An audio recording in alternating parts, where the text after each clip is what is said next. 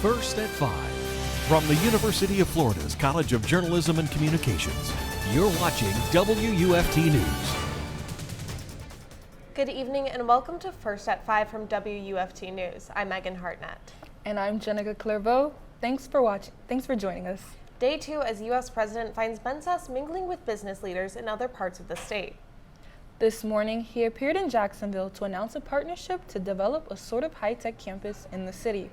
Sasse noted he's only been on payroll for 20-some hours, but said he's endorsing a trustee's plan to target Jacksonville for a bigger partnership. Before introducing Sasse, the trustees' chairman said the decision was a no-brainer. Their vision is to develop a campus, possibly downtown, to serve as a high-tech job pipeline for Jacksonville. The move would build on U.S. medical presence in the city, expanding into areas like artificial intelligence, biomedical jobs, and fintech. Educational partners could include the University of North Florida, Jacksonville University, and Florida State College. Ben Sasse has other business out of town. Tonight, he'll deliver the keynote speech at the annual gathering of the Chamber of Commerce in Daytona. On campus, students have been eager to share their opinions. WUFT's Tyler Carmona spent the day on campus talking with students about their thoughts, hopes, and concerns.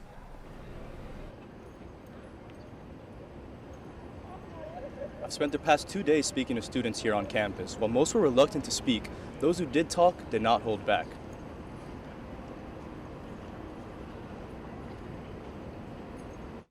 Despite the uproar surrounding the university's decision to name Ben Sasse president, campus was calm when he arrived to assume his position. See what Sasse does. He's got, I think, an incredible opportunity ahead of him with this university here and what's been laid before him. It'll be up to him and his other advisors and what's going to happen with years to come. Some students were unaware about the transition of power until the university sent an early morning message on Sasse's first day. I saw an email about it earlier today, but I didn't really pay attention to it. So. Do you have any feelings about it? Several students gathered at Tigert Hall demanding transparency in UF's presidential selection process. Change Party's nomination for student body president, Faith Corbett, who's also a member of the Student Senate, says students don't appreciate Florida's law that sealed off the process. I think it was disheartening to know that even though students brought attention to how uncomfortable this presidential candidate made them feel, it was almost as if it was predetermined.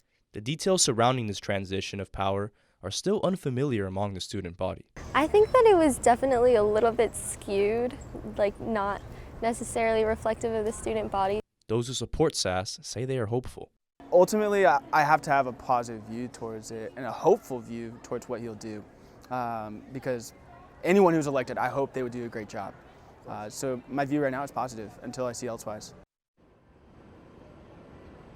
Sasse sent an email to all faculty and staff explaining that he is open to any ideas. He's also expected to meet with a member from each department to work on improvements for the university. Live at the Rights Union, I'm Tyler Carmona. I love how it started to warm up. I didn't need to grab a jacket this morning. I know. I personally prefer the breeze over the cold any day. I just hope it stays that way. WUFT's Deras joins us now with the weather forecast. That's right, lady. It's been feeling pretty warm outside lately. Right now, temperatures are in the mid-70s. Sitting to the north of us, we have an area of high pressure and some dry air in place, contributing to these warmer temperatures. Over the next couple of hours, we're going to be seeing temperatures in the low 60s and mid 50s tonight. Your overnight low here in Gainesville, 54. And notice that patchy fog beginning to form. That is a possibility for your morning commute tomorrow, so watch out for some patchy fog. I'll have more on what you can expect tomorrow and the rest of the week coming up in my full forecast. Back to you. President Joe Biden will deliver his State of the Union address tonight. As he speaks to Congress, he will recap the past year and outline what the next year holds. This will be Joe Biden's third time. This year, First Lady Jill Biden invited 26 guests, including the hero from the Monterey Park shooting, as well as Tyree Nichols' mother and stepfather. We'll feature PBS NewsHour coverage on TV tonight, or you can watch a live stream in English or Spanish by visiting WUFT.org. At the special session in Tallahassee, a House committee began working ahead on a gun bill for next month's regular session. House Bill 543 says if you meet the requirements for a concealed carry permit, you don't have to wait months and pay the fees. Just keep your ID on you whenever carrying.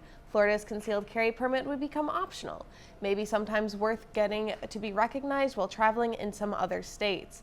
Today, lawmakers voted down a series of amendments before hearing from dozens of people for and against the bill. The Gainesville Police Department will soon be able to work on solving gun violence cases by gathering ballistic clues within a matter of hours. The city is investing nearly $150,000 in the technology. WUFT's Joaquin Cabrera has more on how it could make a difference. According to the city, the technology works with a search engine. This engine matches spent shell casings collected at crime scenes with detailed images of casings from other jurisdictions. According to police records, there were around 9 reported shootings per month in Gainesville during the last 5 years. The equipment will report matches in a matter of hours, which will help solve gun crimes faster and potentially prevent future gun violence. You can read my full report at WFT.org.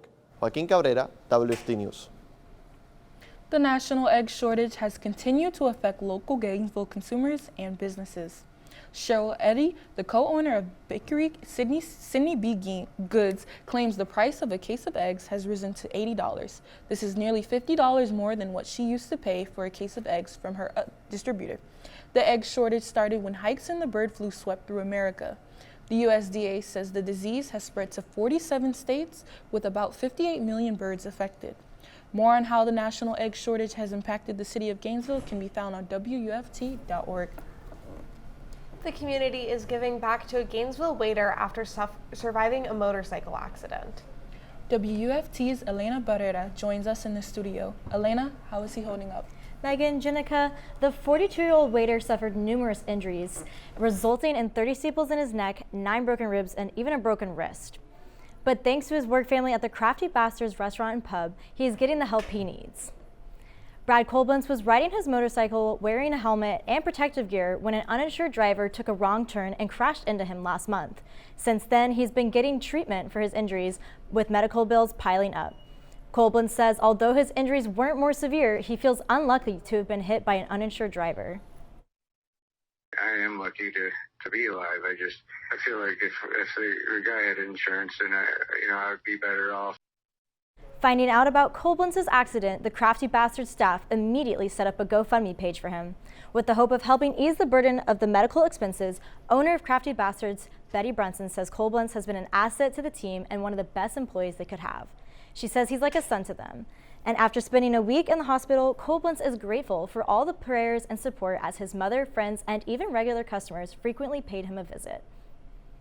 Since the GoFundMe page went live, they have raised almost $5,000 for Kolblins. For the full story, visit WUFT.org. An Ocala first grade teacher is named Marion County's 2023 Teacher of the Year. Ocala Springs Elementary School teacher Lindsay Bigelow is recognized as Teacher of the Year at the Golden Apple Gala. Bigelow is a veteran English language arts teacher with 10 years of classroom experience in the Marion County Public Schools District. Not only did she earn the title, a money reward, and a seat on the foundation board, but she is also going home with a prepaid 3-year lease on a new Mazda car from the gala sponsor, Jenkins Auto Group. At the gala, Bigelow delivered her acceptance speech with support from some of her cheerleading students. Bigelow will now compete to become Florida's Teacher of the Year. Madeline Irvine and her French horn will be heading to Washington, D.C. later this week. The Beholes High School sophomore has been named a finalist in the U.S. Navy Band Young Solo Art Competition. Irvine auditioned by submitting a video of herself playing and is one of 6 high school students selected from across the country. The grand prize winner this Saturday will be featured soloist with the Navy's concert band in May. The earthquakes that took Turkey and Syria this week are among the most devastating and deadliest in recent history. That's right, Megan. Coming up after the break, you'll hear updates on steadily rising death tolls. Stay with us.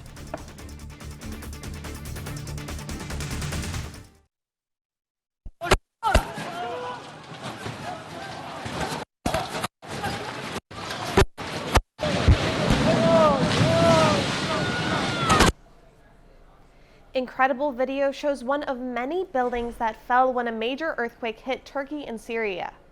Welcome back. Rescue efforts continue today as the death toll passes 7,000. Both countries are bracing for aftershocks from the 7.8 magnitude earthquake. NBC's Matt Bradley reports from Turkey.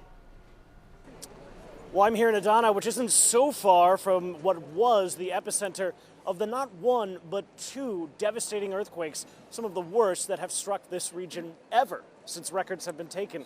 Now, I'm also in front of one of the nearly 6,000 buildings that have been completely leveled by those twin earthquakes that happened yesterday. And when we came here a couple of hours ago, there were hundreds of people, some of them professionals, but most of them volunteers from the neighborhood who said that they had been working all day yesterday, all night last night, and all day today, desperately digging through the rubble, sometimes, often, with their bare hands, with just shovels, most of them, as I said, just amateurs, trying to find any traces of life or any living people underneath this rubble. Now, of course, as day turns to night now, it's looking less and less likely that they're going to be finding anybody alive, especially anybody who could have endured the sub-zero temperatures last night. It looks as though the authorities don't want to see regular civilians who are here getting hurt as they try to rescue their neighbors and friends. But now it looks as though this sort of rescue effort, this recovery effort, has now just turned into a cleanup as hope dwindles for those who might still be left alive. The U.S. Navy recovers the remnants from the Chinese balloon shot down off Myrtle Beach. The military says the high-altitude balloon was 200 feet tall and the wreckage weighs 2,000 pounds. The U.S. says it was a spy balloon, but China claims it belonged to a private firm doing climate research. An FBI lab will now analyze the wreckage. And I will say this. The Biden administration is considering other action against China for their brazen activities. And we can work with them on this process in the Senate, should the need arise. Congressional leaders are expected to soon get a top-level intelligence briefing on the balloon. Got any plans for tonight, Megan? I think I'm probably going to take my dog for a walk, but I just want to know whether or not I'm going to need a jacket. Dara, what can we expect for the temperatures tonight? Well, we'll be seeing mild temperatures tonight, but we are expecting that storm system moving out of the northwest headed our way, which will bring us a possible thunderstorm and some cooler temperatures. I'll have more on what you can expect when we return.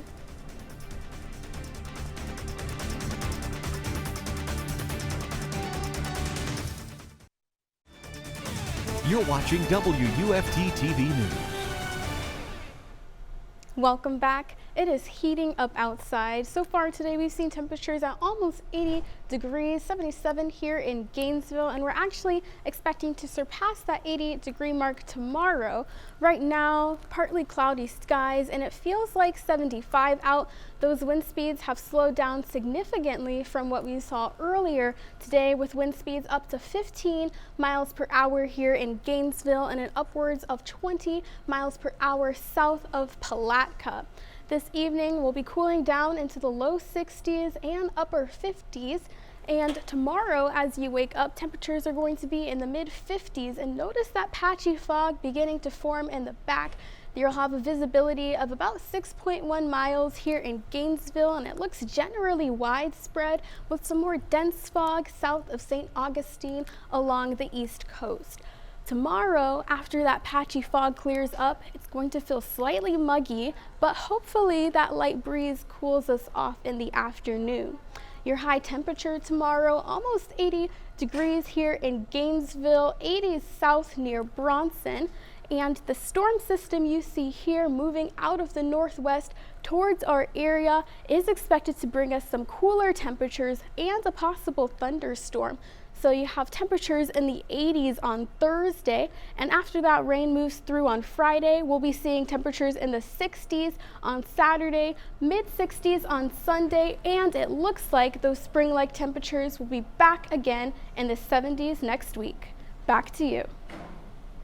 The Gators men's basketball team has a big game coming up tomorrow night. Yes, they get ready to take on the highly ranked Alabama. WUFT's Taylor Burr has more after the break.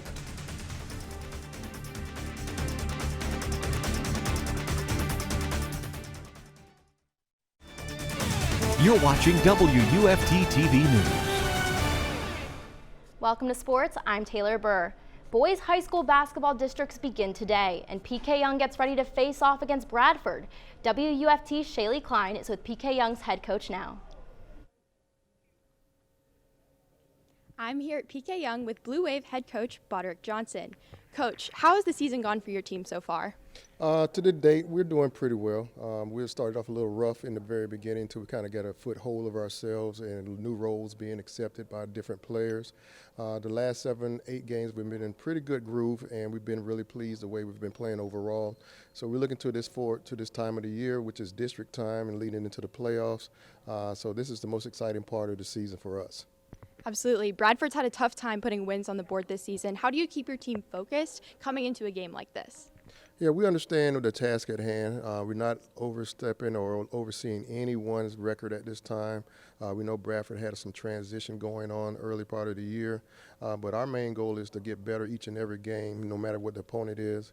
And unfortunately, we're going to be playing a team that hasn't been playing well overall, but they're still a team that's capable of doing something if we don't go out and stay focused and committed to what we need to do to get the job done. Thanks, Coach. Tip-off is at 6 p.m. Back to the desk. The UF men's basketball team gets ready to face their toughest test of the season on the road tomorrow at third-ranked Alabama. With Selection Sunday just over a month away, the Gators need a statement win, and a victory in Tuscaloosa would provide just that. The Tide have been rolling, a perfect 11-0 at home, a perfect 10-0 in the SEC, providing Florida and their head coach a golden opportunity to show the country they can beat anyone. UF is going to need a big night from senior Colin Castleton as he'll go face-to-face with SEC Player of the Year contender Brandon Miller. The freshman is currently averaging 19 points, 8 rebounds, and 2 assists per game, shooting 44% from the three-point line. The Gators have been close all year but haven't been able to close out tough wins on the road, as UF is just 1 in 4 games decided by 3 points or less. As Florida continues to push towards the postseason, a win at Bama would be huge. Head coach Todd Golden says his team is ready.